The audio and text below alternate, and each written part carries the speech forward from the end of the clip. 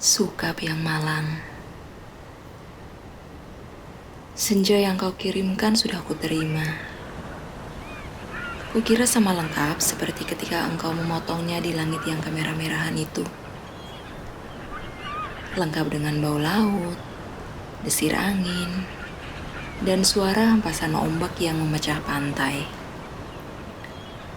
Ada juga kepak burung-burung, lambaian pohon-pohon nyiur dalam kegelaman. Sementara di kejauhan, perahu layar merayapi cakrawala dan melintasi matahari yang sedang terbenam. Aku pun tahu Sukap. Senja yang paling keemas-emasan sekalipun hanya akan berakhir dalam keremangan menyedihkan. Ketika segala makhluk dan benda menjadi siluet, lantas menyatu dalam kegelapan. Kita sama-sama tahu, keindahan senja itu, kepastiannya untuk selesai dan menjadi malam dengan kejam. Manusia memburu senja kemana-mana. Tapi dunia ini fana, Sukap. Seperti senja. Kehidupan mungkin saja memancar gilang gemilang, tetapi ia berubah dengan pasti. Waktu mengubah segalanya tanpa sisa, menjadi kehitaman yang membentang sepanjang pantai, hitam, sunyi dan kelam. Rupa-rupanya dengan cara seperti itulah dunia mesti berakhir. Senja yang kau kirimkan telah menimbulkan bencana tak terbayangkan. Apakah engkau tahu? Suratmu itu baru sampai 10 tahun kemudian. Hah? Engkau tidak akan tahu, Sukap. Seperti juga engkau tidak akan pernah tahu apa yang terjadi dengan senja yang kau kirimkan ini. Senja paling tai kucing dalam hidupku, Sukap. Senja sialan yang paling tidak mungkin diharapkan manusia. Senja ini baru tiba setelah 10 tahun. Karena tukang pos yang jahil itu rupanya penasaran dengan cahaya merah keemas-emasan yang memancar dari amplop itu, Sukap. Cahaya itu telah mengganggunya semenjak ia menggenjot sepeda dari kantor pos. Berkilau-kilau dan memancar di tas surat yang tergantung di boncengan sepeda. Begitu rupa. Sehingga cuaca siang hari menjadi kacau. Angin menderu. Dan ombak terdengar menghempas-hempas. Meskipun ia bersepeda di atas bukit kapur. Demikianlah. Maka ia suatu ketika berhenti. Dari dalam tas itu terdengar suara-suara. Ia buka tas itu, dan ia melihat amplop Federal Express yang sudah tidak putih lagi, melainkan merah keemas-emasan, Sukap. Seperti senja dengan matahari terbenam di balik cakrawala. Tukang pos itu mengambil amplop tersebut. Menimang-nimangnya agak berat juga. Maklumlah, bukankah amplop itu berisi senja, Sukap? Senja dengan matahari merah membara yang turun perlahan-lahan di balik cakrawala, seperti semua senja yang ada di balik kartu pos. Tapi yang kamu kirim itu bukan kartu pos, Sukap. Yang kau kirim itu senja di tepi pantai dengan hempasan ombak, bau laut, dan angin yang asin. Kamu pikir berapa ton beratnya pasir di sepanjang pantai itu, Sukap? Kira-kira sedikit dong. Masih lumayan tukang pos itu kuat menggenjot sepedanya mendaki bukit kapur. Buset. Kalau anak-anak kecil tahu ada matahari terbenam di dalam amplop itu, lantas bagaimana? Kau tahulah, Sukap. Anak-anak di daerah Bukit Kapur begini tidak punya mainan yang aneh-aneh seperti di kota. Mereka hanya tahu kambing dan kerbau, ikan dan belut, sungai dan jagung. Nasi saja jarang mereka sentuh. Anak-anak yang tidak pernah tahu mainan robot berjalan dengan cahaya di dadanya berkedip-kedip, pasti akan sangat penasaran sekali dengan cahaya yang memancar berkilauan. Berkilauan merah dan keemas-emasan itu, Sukap. Mereka tidak pernah melihatnya, Sukap. Karena tukang pos itulah yang mendahului mereka. Ia menimang-nimang bungkusan berisi senja itu, mendengar-dengarkan, dan akhirnya mengintip. Tentu saja di dalam amplop itu dilihatnya senja, Sukap. Senja terindah yang paling mungkin berlangsung di muka bumi. Ia mengintip dan terpesona. Ia buka amplop itu. Sebetulnya, menurut kode etik profesi itu tidak boleh. Tapi manusia manapun bisa melakukan kesalahan, bukan? Ia buka terus amplop itu. Dan melihat senja dengan langit merah keemas-emasan di dalam sana. Dan melihat mega-mega berpencar seperti perahu di danau. Memberikan perasaan nyaman dan tenang. Siapa yang tidak suka merasa nyaman dan tenang di dunia, Sukap? Di sebuah dunia yang masih miskin, bersimpah darah pula. Maka jangan salahkan tukang pos itu, Sukap, jika ia kemudian menjadi begitu penasaran dan memasuki senja yang terbentang. Tidak ada yang tahu apa nasib waktu. Ketika anak-anak akhirnya berkerumun di sekitar sepeda yang tergeletak itu, mereka hanya melihat cahaya senja yang kemerah-merahan yang semburat membakar langit. Amplop itu hanya bocor sedikit, tapi akibatnya sudah begitu rupa. Ini semua gara-gara kamu, Sukap.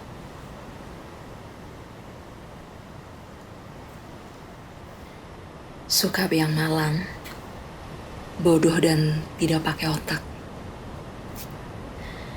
10 tahun lamanya, tukang pos itu mengembara di dalam amplop. Kita tidak pernah tahu apa yang dilakukannya di sana. Apakah dia kawin, beranak pinak dan berbahagia? Atau selama itu dia hanya duduk saja memandang matahari terbenam dengan perasaan kehilangan, sementara langit yang tadinya merah keemas-emasan perlahan menggelap kebiru-biruan. Aku juga tidak tahu bagaimana caranya menikmati senja di dalam amplop, Sukap. Sebuah ruang yang sungguh-sungguh terdiri dari waktu. Apakah waktu bisa diulang atau bagaimana? Aku belum pernah memasuki senja di dalam amplop. Atau apakah di dunia ini sebetulnya seperti di dalam amplop, ya, Sukap? Di mana kita merasa hidup penuh dengan makna, padahal yang menonton kita tertawa-tawa sambil berkata, kasihan betul manusia. Apakah begitu, Sukap? Kamu yang suka berhayal barangkali tahu. Tapi aku tidak mau hayalan. Aku tidak mau kira-kira. Meskipun usaha kira-kira itu begitu canggihnya sehingga disebut ilmiah, aku mau tahu yang sebenarnya. Apakah ada yang menyaksikan kita sambil tertawa-tawa? Hah? Kalau iya, apalah artinya hidup kita ini, Sukap? Tidakkah nasib manusia memang seperti ikan yang diternakan hanya untuk mengisi akuarium di ruang tamu seseorang yang barangkali juga tidak terlalu peduli kepada makna kehidupan ikan-ikan itu? Hah? Aku tidak pernah tahu. Tidak ada seorang pun yang tahu apa yang dialami tukang pos itu di dalam amplop. Sampai ia keluar 10 tahun kemudian dengan wajah bahagia. Ia sudah 10 tahun menghilang di dalam amplop. Tapi ia tidak tampak bertambah tua. Apakah waktu di dalam amplop tidak bergerak? Tepatnya, apakah senja di dalam amplop tidak berhubungan dengan waktu? Apakah tidak ada waktu di dalam amplop Federal Express itu? Apakah aku harus peduli dengan semua ini, Sukap? Apakah aku harus peduli? Kamu betul-betul merepotkan aku, Sukap. Dasar lelaki tidak tahu diri.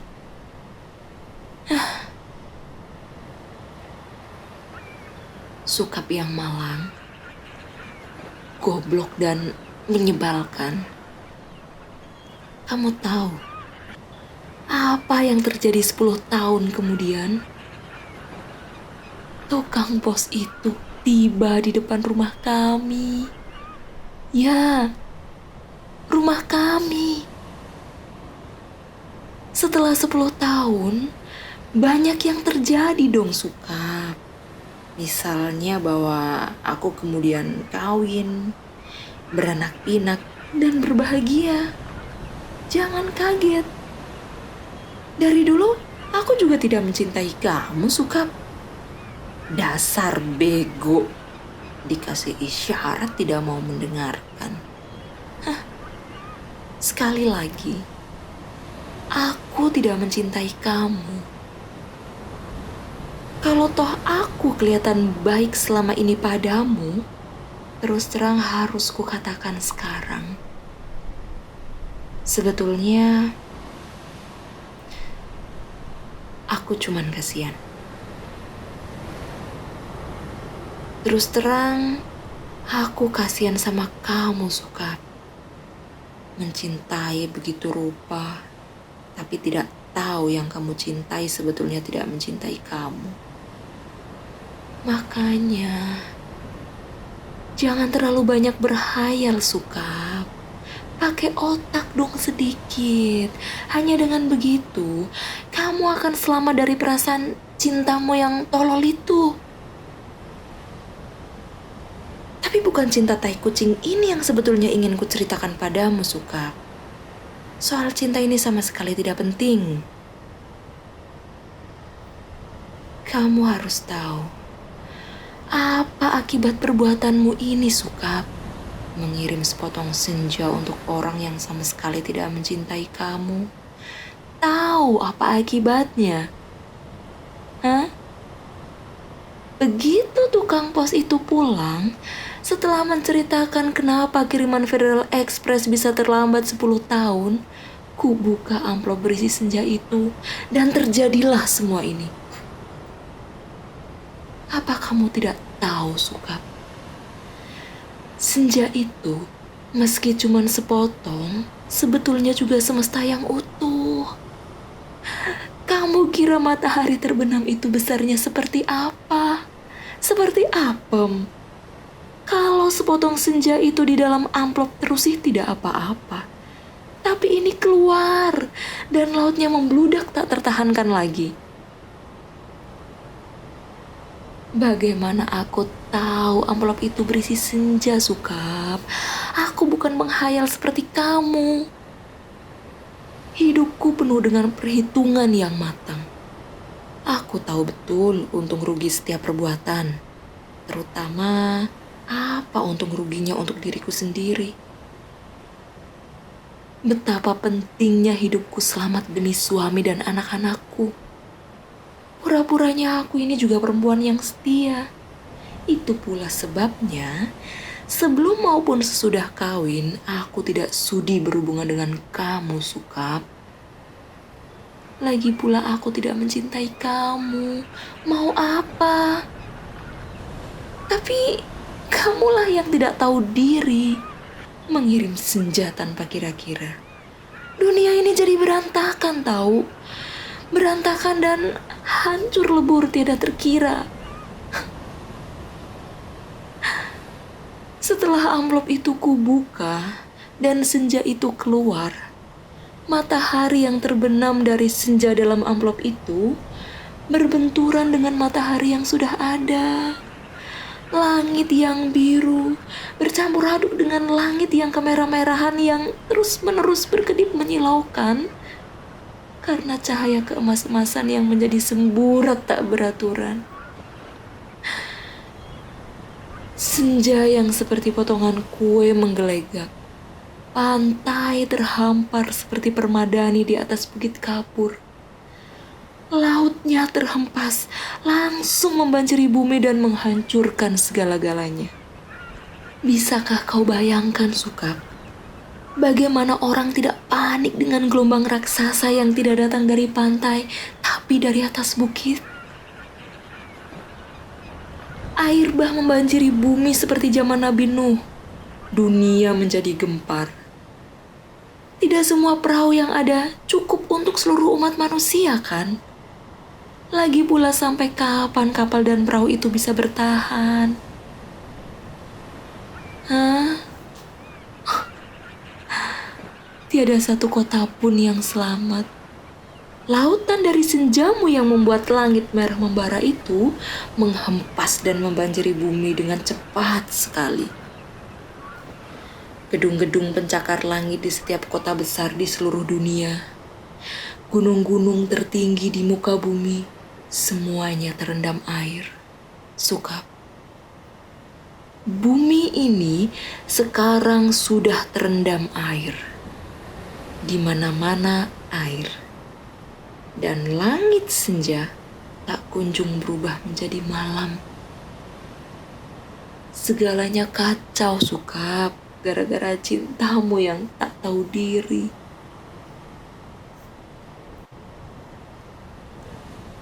Sukap yang malang, paling malang, dan akan selalu malang. Aku menulis surat ini dengan kertas dan pena terakhir di dunia, di atas puncak Himalaya. Di depanku ada sebuah sampan kecil dengan sepasang dayung dan sebungkus supermi. Ya, itulah makanan terakhir di muka bumi. Sisa manusia yang menjadi pengembara lautan di atas kapal dan perahu telah mati semua karena kehabisan bahan makanan maupun mayat teman-temannya sendiri.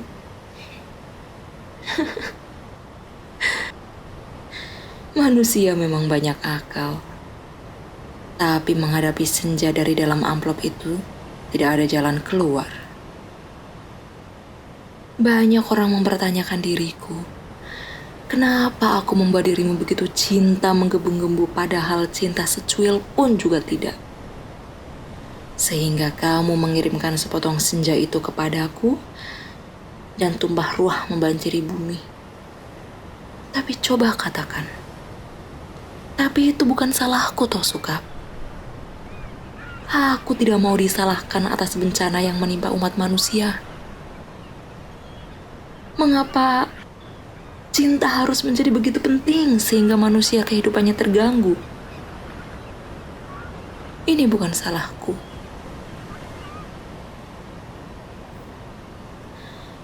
Air laut kulihat makin dekat. Setidaknya setengah jam lagi tempat aku menulis surat ini sudah akan terendam seluruhnya. Aku akan naik perahu, mendayung sampai teler, makan supermi mentah, lantas menanti maut. Akan kukirim kemana surat ini? Barangkali kamu pun sudah mati, Sukap. Semua pengembara di lautan sudah mati. Sedangkan di puncak tertinggi di dunia ini, tinggal aku sendiri. Dari hari ke hari, memandang senja yang selesai, di mana matahari tidak pernah terbenam lebih dalam lagi. Semesta dalam amplop itu telah menjadi pemenang dalam benturan dua semesta. Namun, Semesta dalam amplop itu cuma sepotong senja. Sehingga dunia memang tidak akan pernah sama lagi. Kalau aku mati nanti, bumi ini akan tetap tinggal senja selama-lamanya.